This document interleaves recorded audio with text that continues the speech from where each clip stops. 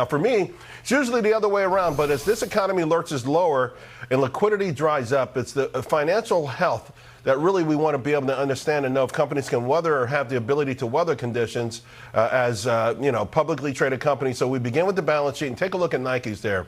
The revenues were okay, earnings were okay, but inventory swelled 44%. Joining me now, a Trader Aid, a co-founder, Ayesha Tariq. And Ayesha, I'm a stickler for pricing power, but when you have warehouses packed full of stuff that you can't move anymore, you can't raise prices. Obviously, we know where that goes. And yet we got another retailer with bulging inventories.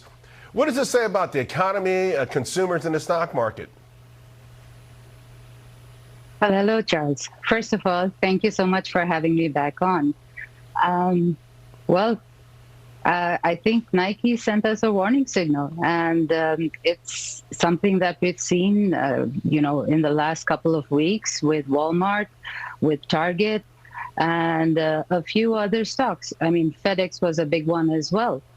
Now, while all of these have different issues, I think you put it very well that we're looking at things a little backwards now by starting with the balance sheet.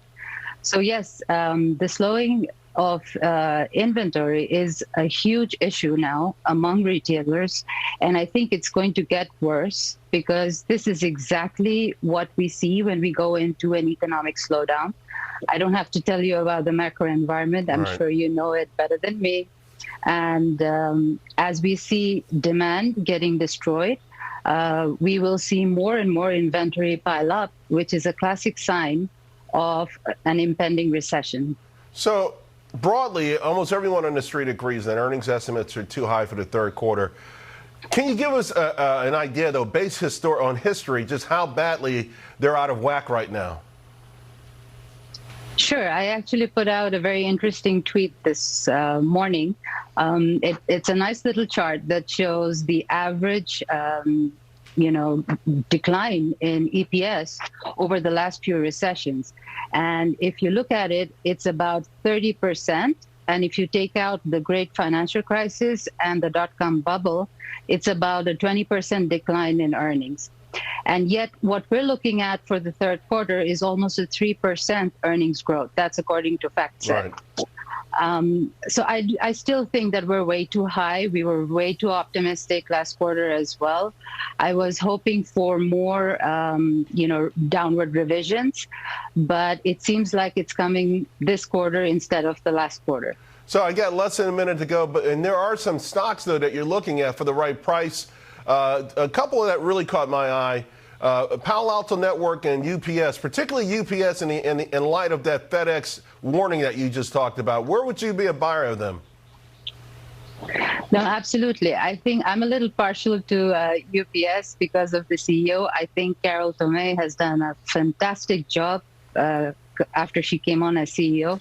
She's brilliant. She's put together certain plans for the company, and they've been looking at cutting costs and becoming more efficient over the last 1.5 years. So they started all of this way ahead of time. So I don't think they will be caught off guard like FedEx. The other thing about them is as well, they're focusing more on small businesses and on the US. So they have less of an exposure to the international market than FedEx. So I think they will fare better.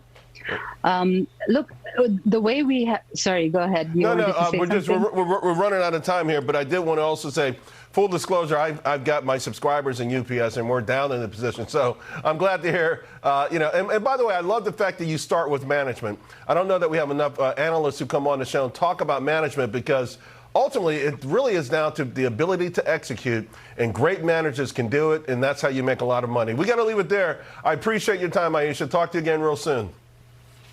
Thank you so much. All right, folks, legal challenges for President Biden's massive student debt handout.